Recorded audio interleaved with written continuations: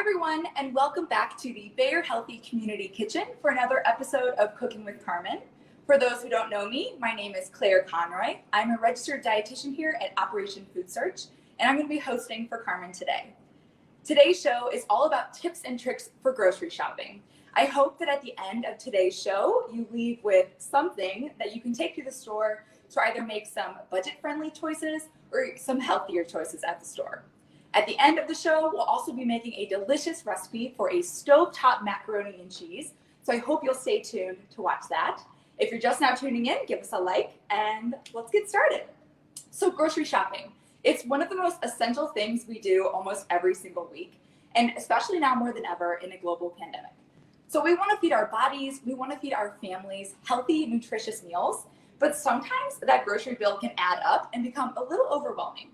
So I've got some tips for you to not only save some money, but to make some of the healthiest and wisest choices at the grocery store. So let's get started.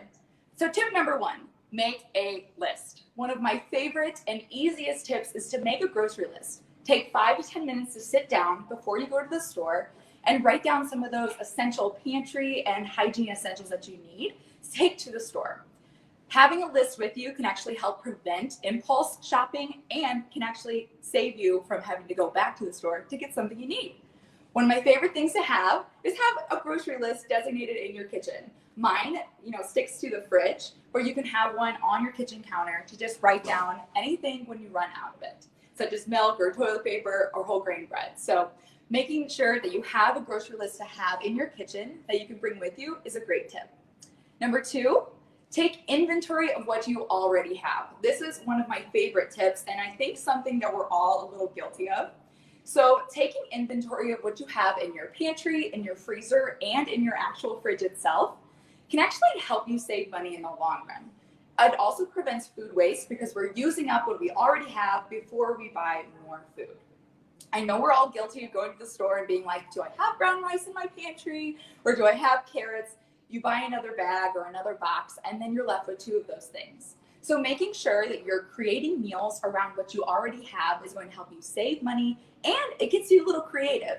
Which brings me to my next tip, which is to plan your meals. This is something I just started doing, but my sister Julia actually does it every single week, and she comes up with the fastest meals because she knows what she wants to make.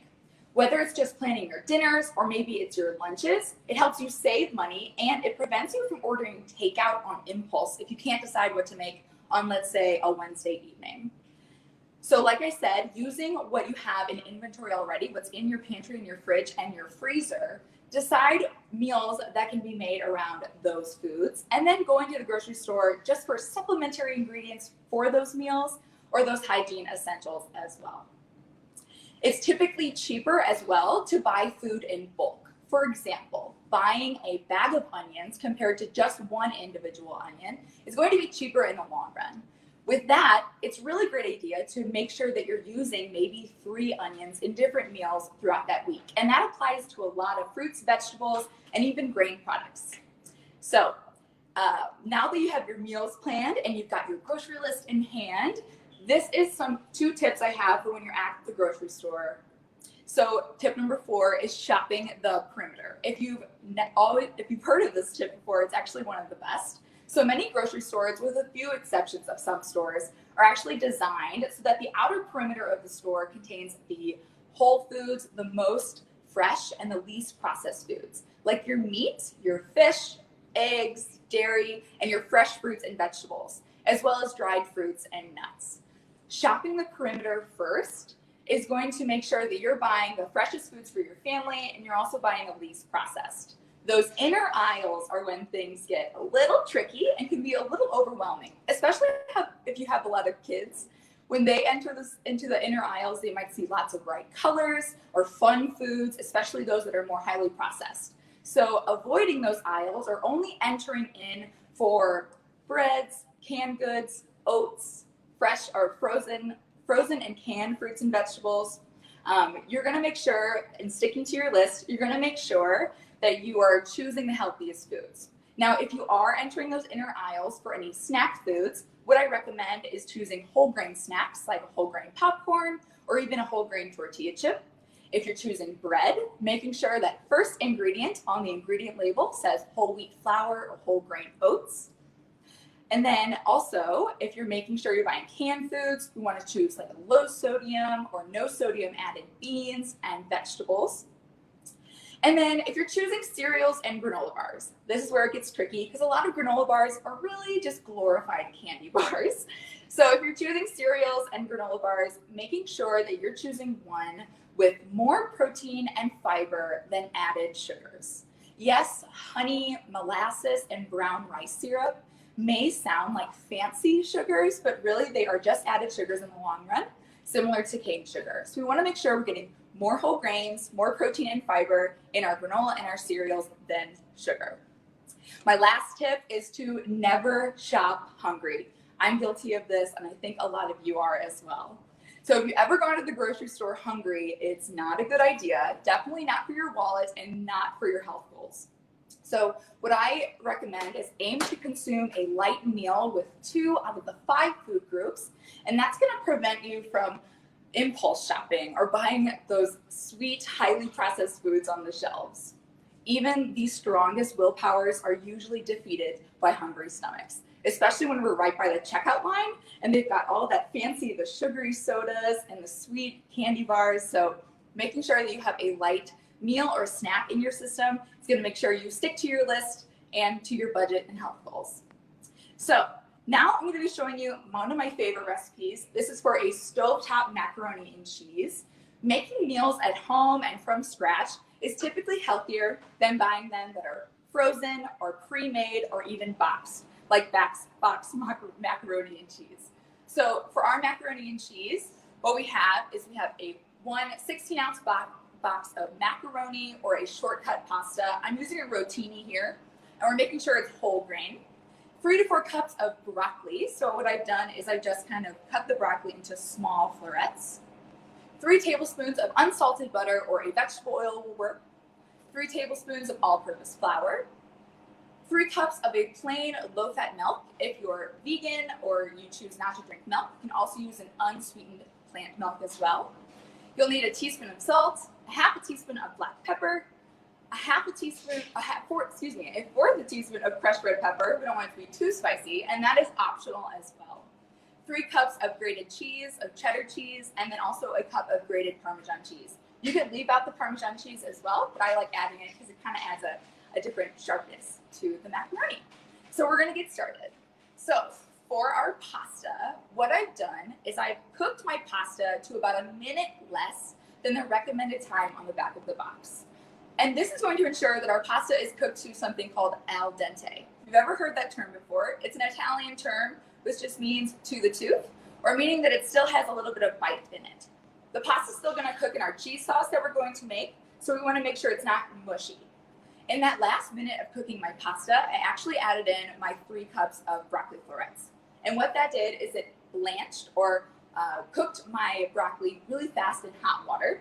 And that's going to make sure that our broccoli is tender, but still a bright green color. And your kids are just going to love this. And anybody who doesn't like vegetables will love this as well. So we're going to set that aside.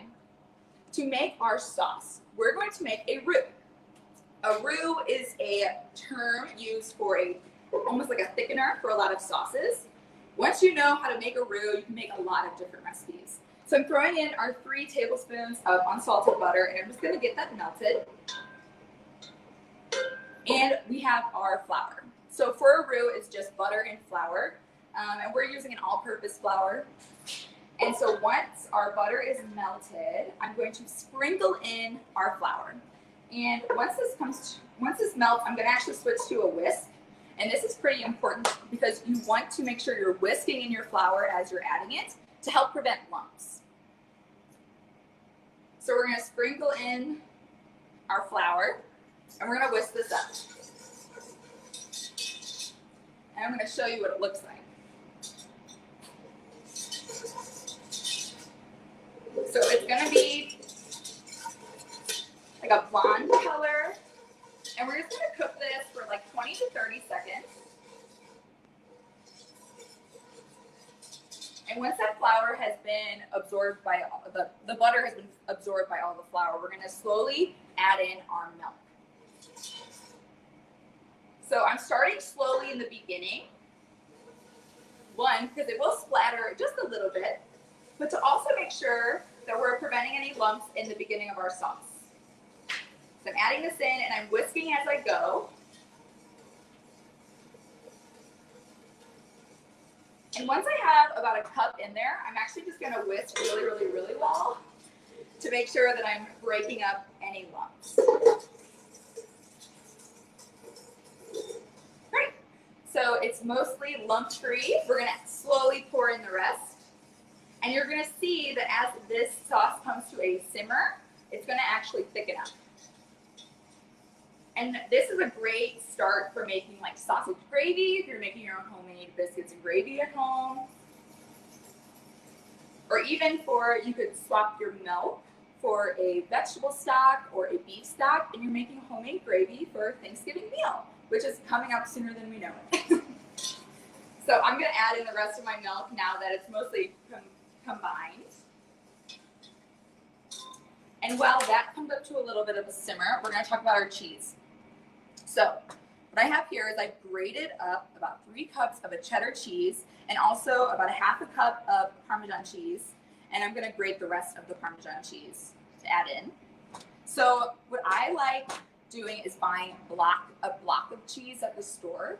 It's typically cheaper than buying it pre-shredded because when you buy it shredded, you're paying for labor when you can just do it yourself with a box grater.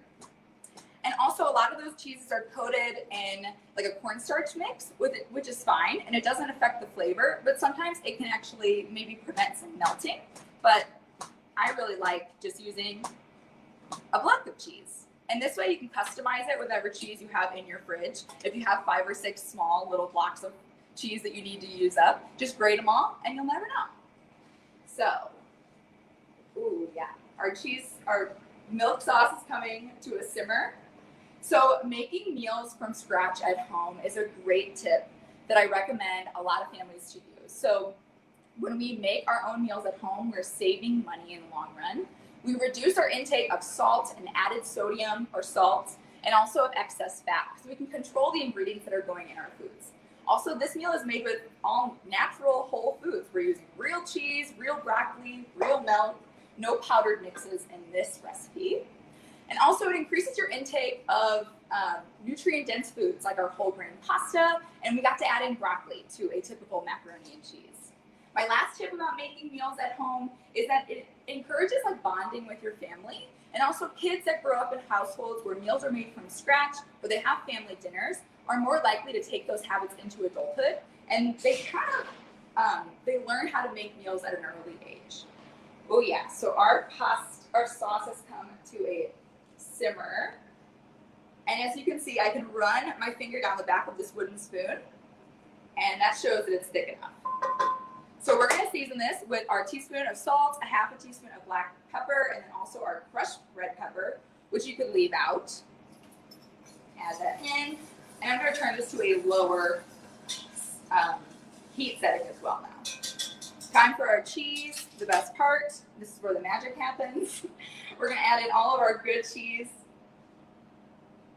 Can't be macaroni and cheese without cheese. And our Parmesan. I'm going to save a little bit for the top. So if you were going to bake this, you could just use a 9 by 13 inch greased pan. Once you've added all of this pasta and mix it together, pour it in there, and then maybe top it with some breadcrumbs and maybe a little bit of reserved cheese. All right. Oh my gosh. So our cheese sauce is thickened, and I'm just going to combine this just until all of that cheese has melted. And we're going to add in our cooked pasta and broccoli. So you could use, oh, that's going to come all at once. If you could use any type of vegetables that you wanted, peas would be really, really delicious in this recipe as well. Spinach, or even like a frozen bag of like mixed veggies. So we're going to stir this up and incorporate all of our pasta.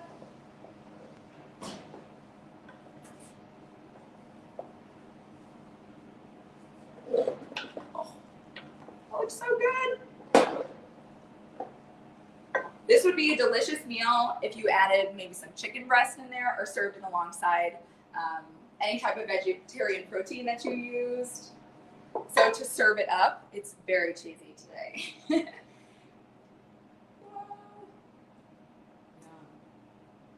So this is a great recipe that came together in literally less than 30 minutes. You could make this for your kids if they're home for lunch as well. And it makes a lot. This feeds about 6 to 8 people.